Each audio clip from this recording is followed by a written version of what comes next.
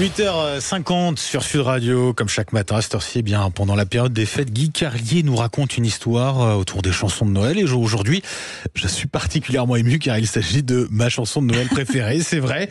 Elle évoque pour moi des souvenirs tellement touchants que je préfère laisser Marilyn lancer la chronique de Guy. Allez-y. Eh bien, cette chanson qui bouleverse Benjamin, c'est Last Christmas, interprétée par Wham. Elle est au cœur de l'actualité puisqu'elle vient d'être sacrée chanson de Noël 2023 au Royaume-Uni, 39 ans après sa sortie. Et Guy Carlier va nous raconter tout ça. Bonjour Guy. Bonjour Guy.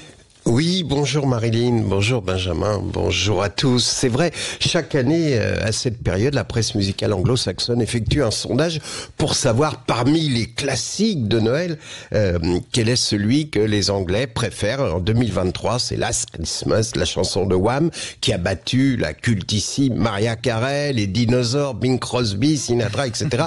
Mais par un cruel paradoxe, au moment même où on apprenait cette nouvelle, on apprenait également que le hashtag Whamageddon battait des records. Le hashtag Whamageddon connaît un immense succès, lui aussi en Grande-Bretagne. Il consiste à tout faire, enfin ceux qui détestent cette chanson, tout faire pour ne pas entendre le tube de Noël de Wham pendant la période des fêtes. Alors si vous détestez cette chanson et que vous l'entendez, vous devez confesser votre défaite en le signalant sur le hashtag Whamageddon.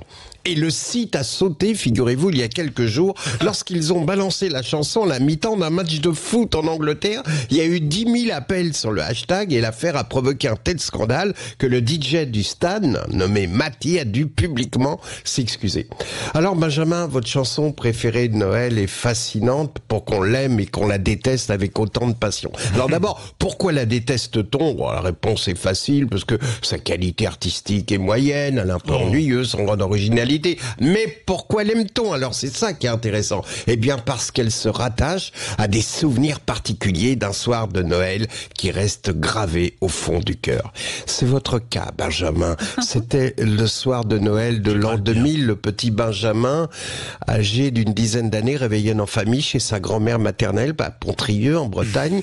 Elle est vêtue, comme à l'habitude, de sa tenue traditionnelle bigouden avec sa grande coiffe en dentelle. Figurez-vous à ce propos que la grand-mère de Benjamin est l'une des 3 dames de la pub Tipiak, vous savez, les Bretonnes qui crient pirate. Ah oui ? Et là, en racontant cette anecdote, je prends conscience de son peu d'intérêt, mais enfin, ça fait toujours des droits, ça sème. Alors revenons à ce soir de Noël 2000. Le petit Benjamin s'ennuie à la grande table des adultes qui réveillonnent dans la maison familiale de Pontrieux. Et là, il le fait à chaque repas de famille. Il se laisse glisser sous la table car il aime ces moments de solitude au milieu du brouhaha. Là, Benjamin s'amuse à reconnaître les invités à leurs jambes sous la table. Par exemple, ce pantalon de costume de bonne coupe, c'est celui de Monsieur Durieux, premier clerc de notaire de l'étude Bousquet-Chetard associé de 5e Portrieux. Là, ce sont les mocassins à gland de Michel Percos, l'adjoint au maire, qui caresse les hauts talons de Madame la sous-préfète.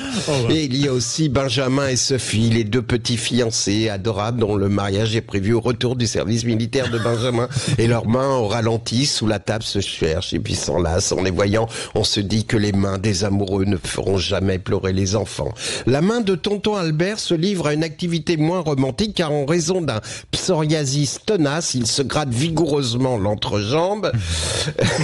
Et il reconnaît aussi Benjamin le séant de Mademoiselle Souchard, la responsable de l'accueil paroissial, qui fait un effort terrible pour essayer de soulever discrètement sa fesse gauche afin de libérer l'espace nécessaire à la libération d'un paix impératif. Oui, à Pontrieux, le soir des repas de fête, il se passe beaucoup de choses et c'est à cet instant que le petit Benjamin, au bord de l'asphyxie en raison de Mademoiselle Souchard, ressort de la table et que, décidant d'aller chercher son album Panini dans la chambre des enfants, il tombe sur Gwenaëlle, sa cousine, qui l'attendait et qui lui demande « Tu veux voir mon abricot ?»